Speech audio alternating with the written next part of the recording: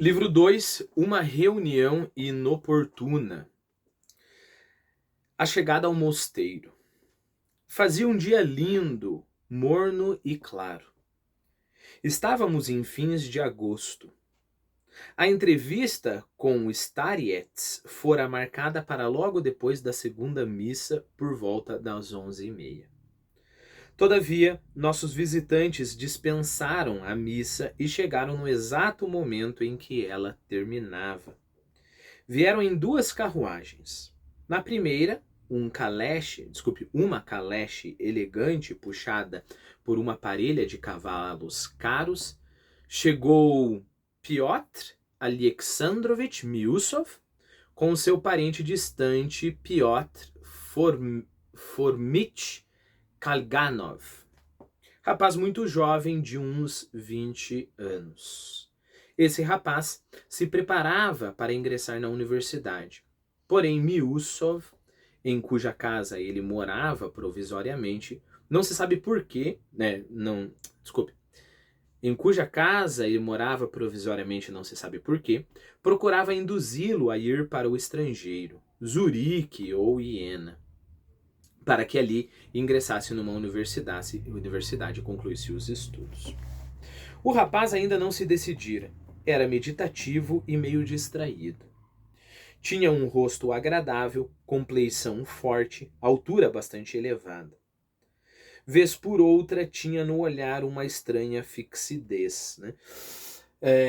Eu não sei quanto a você, mas para mim é uma habilidade ainda a adquirir. Né? É que eu mostro a minha esperança. Né? Uma habilidade ainda se adquirir.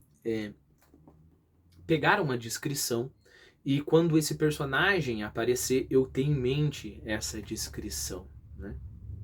Então, o que eu estou querendo dizer com isso? Cadê ele aqui? Era calado e um tanto desajeitado.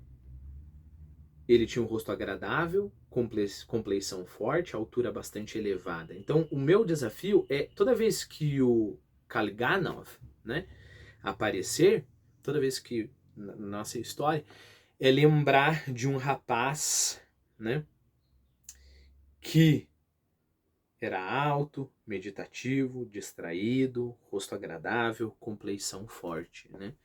Isso é uma habilidade fantástica para quem lê literatura, né? Assim como toda vez que eu vejo o meu amigo Marcelo e eu consigo interagir com ele, ele já está lá,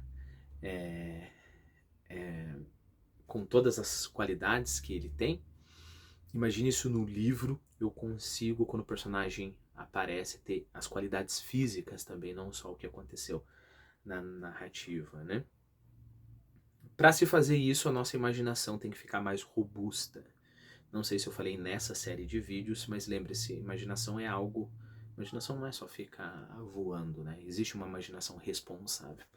E esse é o trabalho da literatura, da boa literatura, deixar a nossa imaginação mais robusta, né? Então vamos assumir esse desafio juntos, eu e você, tá bom? Então vamos tentar lembrar toda vez que o Piotr, ele nem vai aparecer tantas vezes assim, Formich Kalganov. Primeiro lembrar do nome do Piotr Formich Kalganov. Mas toda vez que ele aparecer, vamos tentar lembrar de um rapaz de uns 20 anos, né? Vamos tentar lembrar que ele era meditativo e meio distraído, que tinha um rosto agradável, o que quer que isso signifique, que tinha uma compleição forte, né? Altura bastante elevada. Né? Continuando. Era calado e um tanto desajeitado, mas sucedia que de repente ficava muito loquaz, ou seja, começava a falar bastante. Se bem que isso nunca acontecia senão quando estava a sós com alguém. Impetuoso, de riso solto, rindo às vezes, sabe Deus de quê. Então você consegue imaginar uma pessoa calada, meio desajeitada, impetuoso de riso solto, rindo às vezes, sabe Deus o quê?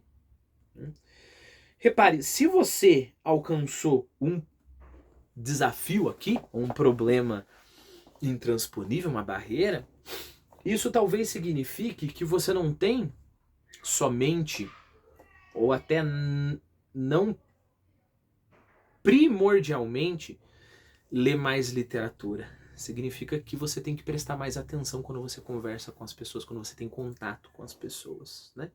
Faça esse exercício, próxima pessoa que você encontrar, olhe e fale, poxa, essa pessoa é alta, o rosto dessa pessoa tem traços mais suaves, o nariz dessa pessoa é um pouco saliente, talvez uma questão de meio milímetro para o lado esquerdo. Essa pessoa, ela tende a sorrir mais quando está olhando para você, ou ela tende a ficar com o rosto mais fechado, né? Fazendo isso, você vai se tornar um melhor leitor de boa literatura, que vai fazer com que você consiga ver melhor as pessoas fora, ok? Então é um círculo virtuoso aqui, né? Então talvez esse seja o segundo desafio que eu coloco para os nossos vídeos aqui. O primeiro é tentar imaginar o nosso Piotr Fomitch Kalganov e, claro, todos os outros personagens que você tiver contato. E o segundo é tentar olhar de verdade para as pessoas. Repara, tem dois modos, no mínimo, de olhar para as pessoas. Um é no modo da ação, né? Então eu tô olhando para a pessoa para ver se a pessoa tá brava, pra, sei lá, a pessoa tá brava e tá com uma arma na mão, ver se eu vou correr ou não, caso limite. Ou o modo da contemplação, né? Eu não estou sendo afetado pela brabeza da pessoa, né? Eu estou contemplando a brabeza da pessoa. Essas coisas vêm juntas, né? Elas vêm misturadas. Então talvez se a gente tentasse um pouquinho mais, aumentar um pouquinho mais a nossa contemplação, nós conseguíssemos entender melhor a literatura. Contudo, sua animação se extinguia tão rápida e subitamente como rápida e subitamente começava. Então ele tinha esses arroubos, né? Esses arranques. Sempre se vestia bem e até com requinte. Já desfrutava inclusive de certa independência financeira e ainda esperava bem mais. Era amigo de Alyosha. Então esse amigo do Alyosha. Numa caleche muito velha, rangente, mas espaçosa, puxada por uma parelha de cavalos rosílios. Bom, rosílio é um cavalo que tem o pelo marrom, okay? Avermelhado. Eu anotei aqui, né? Pelo avermelhado entremeado de branco, o que dá um aspecto rosado, né? Se você coloca no Google Image, você vai encontrar mesmo, parece que o cavalo é rosa. Então, puxada por uma parelha de cavalos rosílios que seguia com bastante atraso a carruagem de Miusov, chegaram Fyodor Pavlovich e o filho Ivan. Ainda na véspera, Dmitry Fyodorovich fora informado do dia e da hora, mas estava atrasado. Os visitantes deixaram as carruagens no pátio da hospedaria e atravessaram a pé o portão do mosteiro. Além de Fyodor Pavlovich, os outros três, parece, nunca tinham visto nenhum mosteiro e fazia talvez uns 30 anos que Miusov nem sequer punha os pés numa igreja. Não sei se meu tom não ficou bom, mas além de Fyodor Pavlovich, os outros três, parece, nunca tinham visto. Então são os outros três que parece que nunca tinham visto um mosteiro. E Miusov nem sequer punha os pés numa igreja.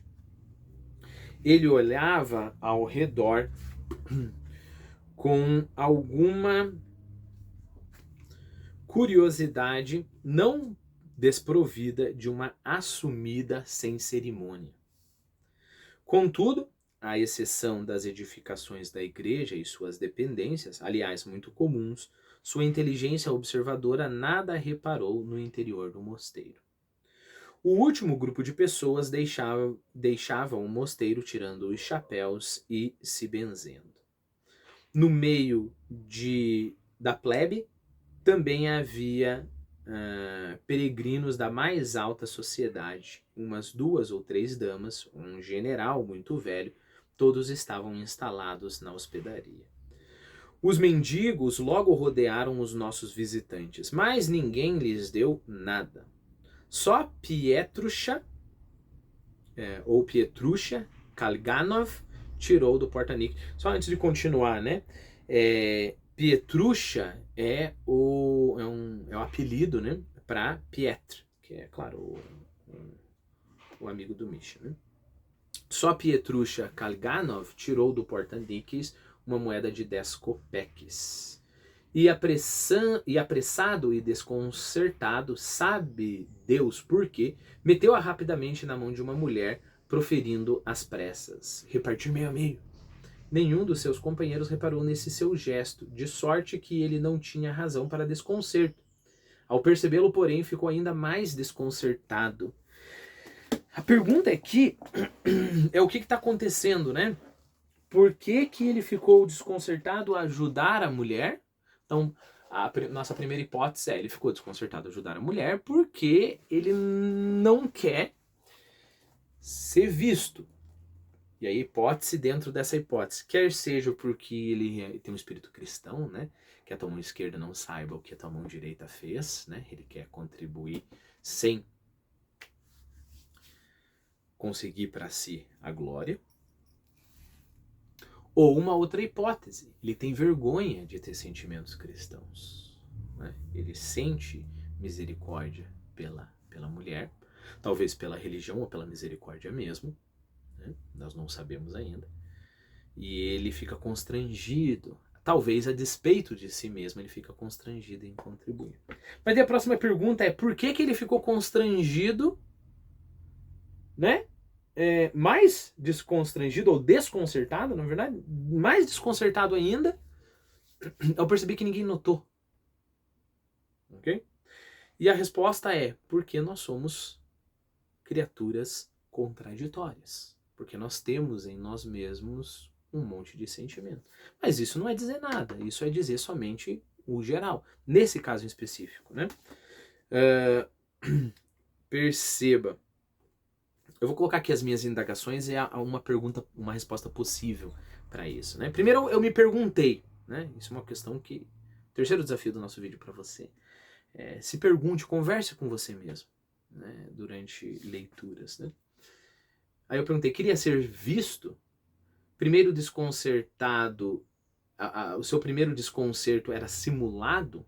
Tipo assim, eu quero ser visto e ai, tomara que ninguém me veja, hein? Tomara que ninguém me veja contribuindo, hein? Será que era isso que estava acontecendo? Mais ou menos como tem um conto do Machado de Assis maravilhoso, tem um determinado cara que liberta a escrava dele, né? E é claro, era considerado uma atitude nobre, né? Libertar a escrava. Poxa vida, se você quiser muito a referência, coloque nos comentários, eu tento achar qual conto que é. Ou talvez não tenha sido conto. Talvez tenha sido um dos romances. Talvez o Cotrim no Memórias Póstumas. Bom, não é tão importante. Mas ele chegava assim pra pessoa e falava assim... como é que é? Vamos supor que o nome da escrava fosse Maria, né? Daí ele achava um jeito de falar assim, fazer o quê, né? Já que agora a gente não tem mais a Maria, né? E aí a pessoa fala assim, não, mas não tem mais a Maria por quê? Você libertou a Maria? Aí ele fala, não vamos falar sobre essa questão. Não, vamos mudar de assunto, não precisa falar sobre essa questão. Então é fantástico essa postura, porque ele está querendo aparecer em dois níveis. Primeiro, ele está querendo aparecer como o Senhor bondoso que liberta a sua escrava. Ele quer glória por isso. O segundo nível de glória que ele quer é a glória da humildade. Nossa, viu? O cara não quer nem mencionar que ele libertou a escrava dele. Então, uma primeira possibilidade é, será que é isso que está acontecendo com o Piotr? Ou, uma outra, primeiro, por não querer parecer um simples cristão, lembre-se que ele tem contato muito próximo com o Miusov, e para Miusov, você vai ser cristão, você vai ser ingênuo, você vai ser um do povão, você vai se ajoelhar lá na missa com todo mundo, pelo amor de Deus. Percebeu? Essa seria a postura do Miusov. Lembre-se, o Miusov quer parecer irreverente ali, né? Então talvez seja, primeiro, por não querer parecer um simples cristão, segundo, por não ter tido personalidade forte o suficiente e ter se preocupado. Então, basicamente, vamos lá que é complexo isso daqui, né?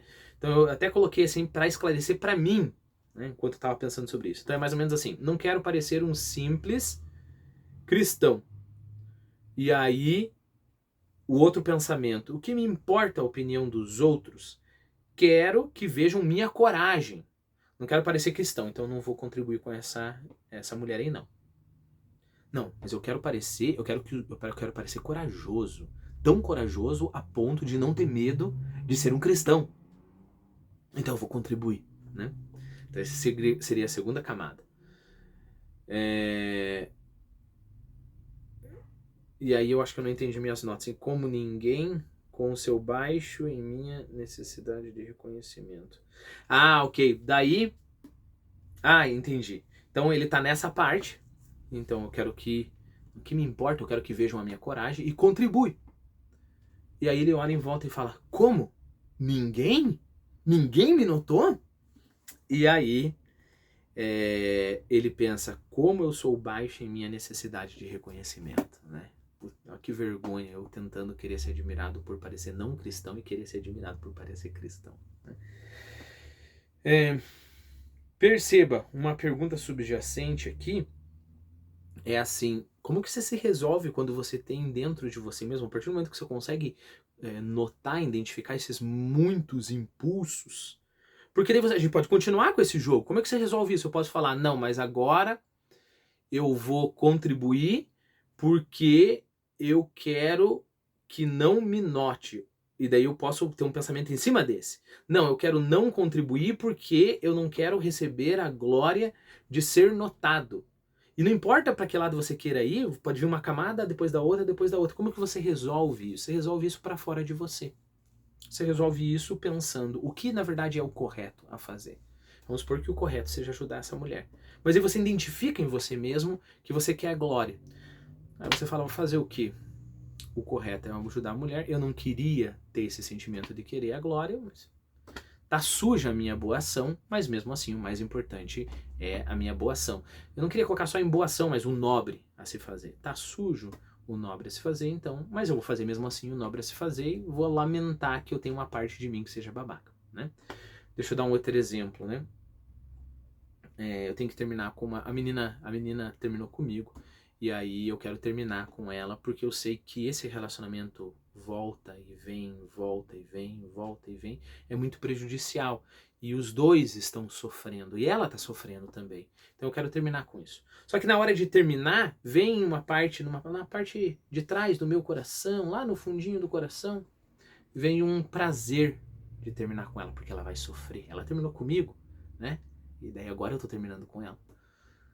Eu posso daí tentar mudar a minha ideia e falar, não, mas já que eu tô terminando com ela pelo prazer, então eu tenho que ficar com ela, e aí eu vou ficar nesse pêndulo, vou terminar, não vou terminar, porque vão ter infinitos argumentos. Ou eu posso falar, não, eu vou terminar com ela porque nós dois estamos nos machucando. Eu tô sentindo prazer com isso, vou fazer o que é uma pena, mas mesmo assim eu vou fazer o que é o correto, né? E aí eu evito esse labirinto dentro de mim mesmo.